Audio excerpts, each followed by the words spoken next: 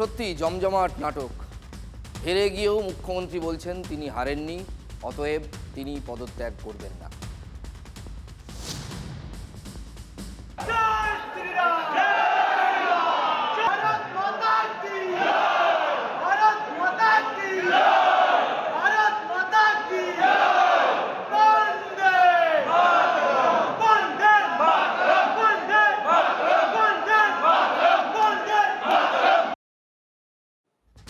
এটা নবান্ন। যারা কখনো নবান্নের ভেতরে প্রবেশ করেননি তাদের আজকের ছবিটা দেখালাম। মুখ্যমন্ত্রীর প্রিয় নবান্নের 14 তলা খাঁ খাঁ করছে, শুনশান। কিন্তু বাকি তলাগুলোয় এখন গেরুয়া আবিরের খেলা আর জয় শ্রীরাম ধ্বনি। পুলিশও বুঝিয়ে দিচ্ছে জমানা বদল গয়া।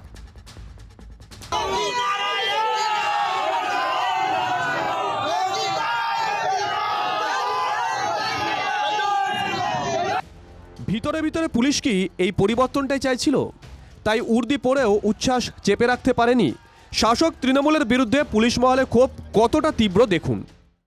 এই মেয়েটাকে গতবার মেরে হসপিটালাইজ করেছে বিজেপি করতো। এই মেয়েটা, এদের উপরে কি অত্যাচার হয়েছে। যে সরকার ক্ষমতায় আসবে আমাকে পাঠাবে ডিউটি করতে, আমাকে ডিউটি করতে পাঠাবে ওই ফলতাতে। পুলিশিং কি বলে দেখিয়ে দেবো, পুলিশিং কাকে বলে দেখিয়ে দেবো। ফলতাতে আমি যাব ডিউটি করতে। পুলিশের মধ্যে এই পরিবর্তন একদিনে হয়নি। দেওয়ালে কতটা পিঠ ঠেকলে একজন পুলিশ কর্মী উর্দি পরেও শাসকের বিরুদ্ধে মুখ খুলতে দ্বিধা করেন না। কোনোটাই বিচ্ছিন্ন ঘটনা নয়। জলপাইগুড়ির কোতোয়ালিতে শাসক নেতাকে পুলিশের ধমক মনে আছে? আপনি আইন ভাঙবেন, আপনি আইন ভাঙবেন, চেক করা হচ্ছে, চেক দিবেন, চলুন, আপনি চেক করছি, বের করে দেওয়া করছেন, দেখে নিচ্ছি, চলুন। বাঁধে একবার ফাটল ধরলে জোড়াতাপ্তি দিয়ে রক্ষা করা যায়। দ্বিতীয় দফার ভোটের দিন ভবানীপুর কেন্দ্রেই পুলিশ পরিবর্তনের বার্তাটা মমতা বন্দ্যোপাধ্যায়ের কাছে পৌঁছে দিয়েছিল। মমতার ভাই ভাতৃবধূকে খাতির করা হয়নি। সময় কিভাবে বদলে যায় দেখুন। আসলে কি জানেন, কোনো চেয়ার মানুষের নয়।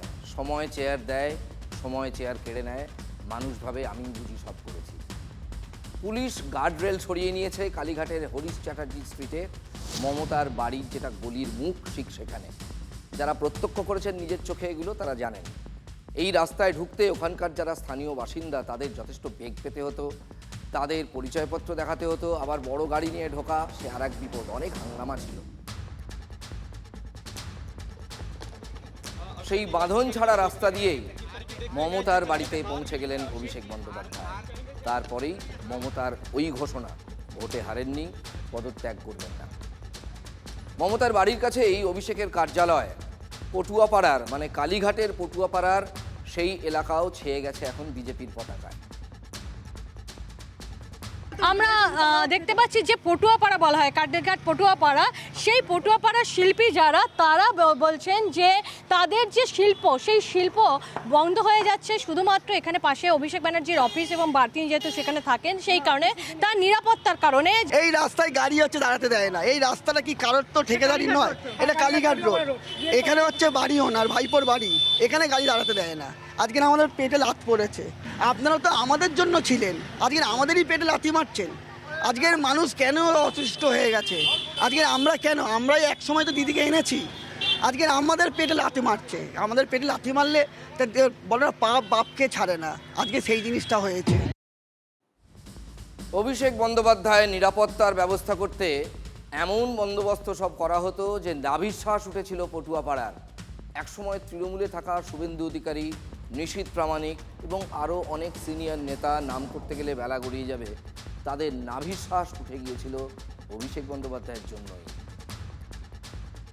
একেবারে প্যারাশুট থেকে নেমে যে মমতা বন্দ্যোপাধ্যায়ের ভাইপো অভিষেক ব্যানার্জি, তিনি যেভাবে একেবারে ফ্রন্ট লাইনে এসে স্বঘোষিত নেতা যিনি দলকে পরিচালনা করার চেষ্টা করেছেন, আমি বলবো তৃণমূল কংগ্রেসের এই পরাজয়ের অন্যতম কাণ্ডারি অভিষেক বন্দ্যোপাধ্যায়। 11 সালে ক্ষমতায় আসার পরে 21শে জুলাই দিল্লি থেকে উনি ল্যান্ড করে নেতা হয়েছেন। উনি লিফটে ওঠা নেতা, হেলিকপ্টারে নামা নেতা। ওনার সঙ্গে মাটির কোনো যোগ নেই। অর্থাৎ স্বাভাবিকভাবে ওনার একটাই পরিচয়, ভাইপো ভাইপো। যে দল যে পিলারগুলোর উপরে, স্তম্ভগুলোর উপরে তৈরি হয়, সেই স্তম্ভগুলোকে অভিষেক বন্দ্যোপাধ্যায় ভেঙে দিয়েছে এবং একটা ইমারতের, একটা বিল্ডিংয়ের যদি স্তম্ভগুলো, যদি পিলারগুলো শক্তিশালী না হয়, সেটা কিন্তু তাসের ঘরের মতন ভেঙে পড়ে। যার বিরুদ্ধে চুরি, দুর্নীতি, সিন্ডিকেট, তোলাবাজির অভিযোগ, তিনি হয়েছিলেন রাজ্যের সর্বোচ্চ ক্ষমতার অধিকারী বা কেন্দ্রবিন্দু। ওগুলো তো ক্ষমতার জন্য বাঘ হয়, ওরা ওগুলো তো আসল চেহারা এখন বোঝা যাবে। বাঘকে তুমি একটা ছাগলকে তুমি এখন একটা বাঘের চামড়া পরিয়ে রেখে দিলে, দূর থেকে লোক বাঘ ডাক, এবার তখনই বোঝা যাবে সে বাঘ না ছাগল। এই ছাগলের অবস্থাই যখন দিদির দয়ায়, দিদির কোলে বসে কিছু না করে ক্ষমতা পেয়ে গেল। ক্ষমতা মানে যে সে ক্ষমতা তো নয়, হাজার হাজার কোটি টাকা লুট করা ক্ষমতা, সারা বাংলা শাসন করা ক্ষমতা। এখন ক্ষমতা নেই, ভাবছে কাল থেকে কি হবে। এখন বিজেপির দয়াতে বাঁচতে হবে ওদেরকে, হয়তো বিজেপিকে যে হাত পা ধরে নেবে এবার, যে বাঁচান স্যার আর করবো না। প্রশ্নটা তুললেন অধীর রঞ্জন চৌধুরী। আচ্ছা বলুন তো, মুখ্যমন্ত্রী মমতা বন্দ্যোপাধ্যায় তিনি রাজি না থাকলে দলে অভিষেকের যে উল্কাসম উত্থান তা কি সম্ভব হতো? বিশ্বস্ত, দীর্ঘদিনের আস্থাভাজন এবং ওল্ড স্কুল গার্ড, যারা তার সমসাময়িক কাল থেকে রাজনীতি করে তার সঙ্গেই বড় হয়েছেন রাজনীতিতে, তাদের সরিয়ে রেখে অনভিজ্ঞ অভিষেকের হাতে দলের চাবিকাঠি তুলে দেওয়ার মতো যে ক্ষমতা, সে তো মমতাই তাকে দিয়েছিলেন। দায় কি মমতাও এড়াতে পারেন? অভিষেকই নারদাকাণ্ড সাজিয়েছিলেন বলে অভিযোগ করেছিলেন শুভেন্দু অধিকারী, এবং তাকে সঙ্গত করেছিলেন ফিরহাদ হাকিম। শুনুন।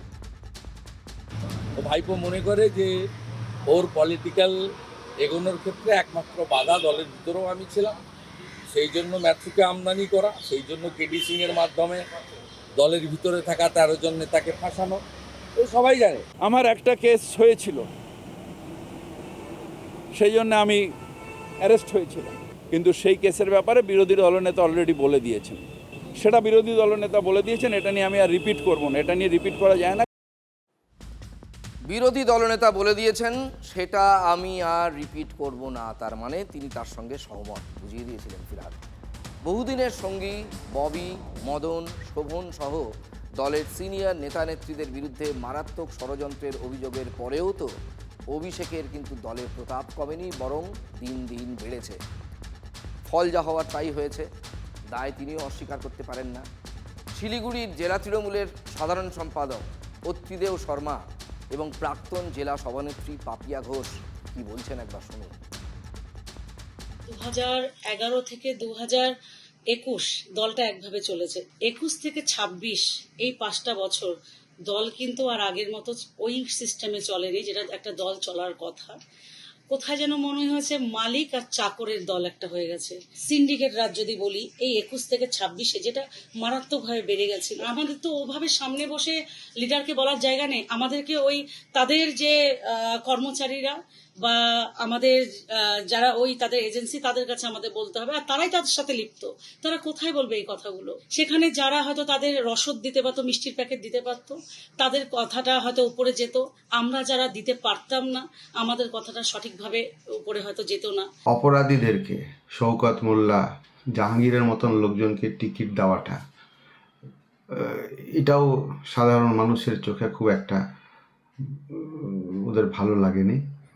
যে সর্বভারতীয় সম্পাদক আছেন, উনি নিজে এমপি, কিন্তু ওরকম একটা অপরাধীকে বাঁচানোর জন্য উনি যেভাবে উঠে নেমে যে ভাষায় কথা বলছেন, আর যেভাবে এই আইপ্যাকের নামে অর্গানাইজেশন, তাদেরকে যে অসীমিত একটা ক্ষমতা দেওয়া হয়েছিল, যে যারা রাজ্য স্তরের লিডারশিপ, যারা বিভিন্ন জেলায় বিভিন্নভাবে কেউ কোনো কিছু করতে পারছিল না, সব কিছু এদের মারফতই হচ্ছিল।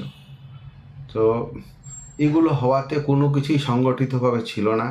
সবার দম্ভ দেখে মনে হয়েছিল আমরা যেভাবে চাইব সেভাবেই ইলেকশন হবে, কিন্তু কেন্দ্রীয় বাহিনীর প্রচেষ্টায়, ইলেকশন কমিশনের তীক্ষ্ণ নজরের জন্য এবার আমরা আমাদের মতন ইলেকশন করতে পারিনি, আর তার জন্যই এই ভরাডুবি। মানুষ আমাদের মতো লিডারদের প্রত্যাখ্যান করেছে।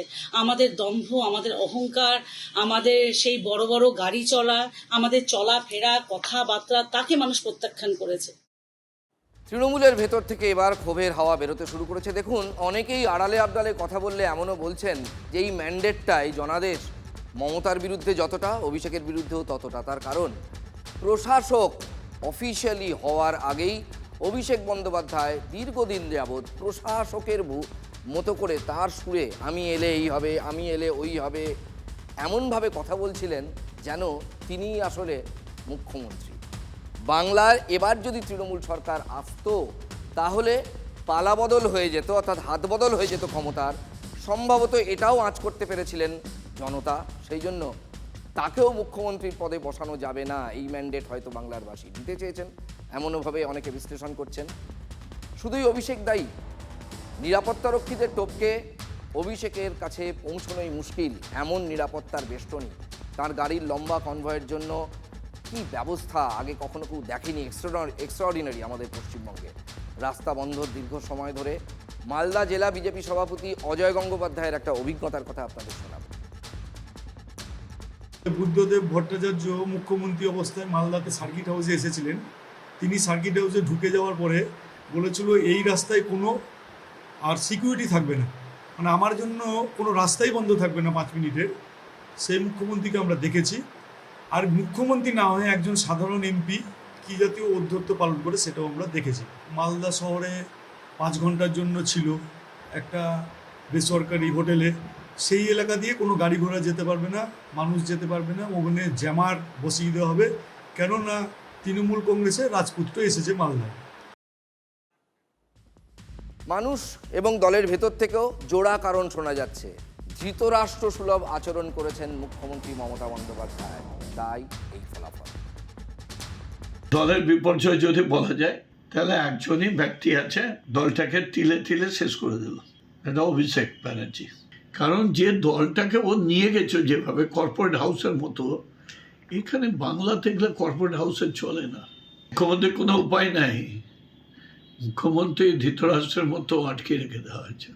শুনেছে মমতাদি অনেক, আমিও নিজে হোয়াটসঅ্যাপ করেছি, অনেক সময় মেসেজ করেছি, যা খুশি তাই করেছেন। দল করার ছেলে হোক, দল করার ছেলে না হোক, নিজের কায়েমি স্বার্থ ফুলফিল হলেই করছে। আমি মাল্লায় দেখেছি, কোনোদিন ঝান্ডা ধরলো না, কিছু করলো না, হঠাৎ করে এলো, তার একটা নমিনেশন পেয়ে গেল, এমএলএ দাঁড়িয়ে গেল, বিভিন্ন সুযোগ বেনিফিট নিয়ে যাচ্ছে। এটা আমাদের দলের পক্ষে খুব ক্ষতি হয়।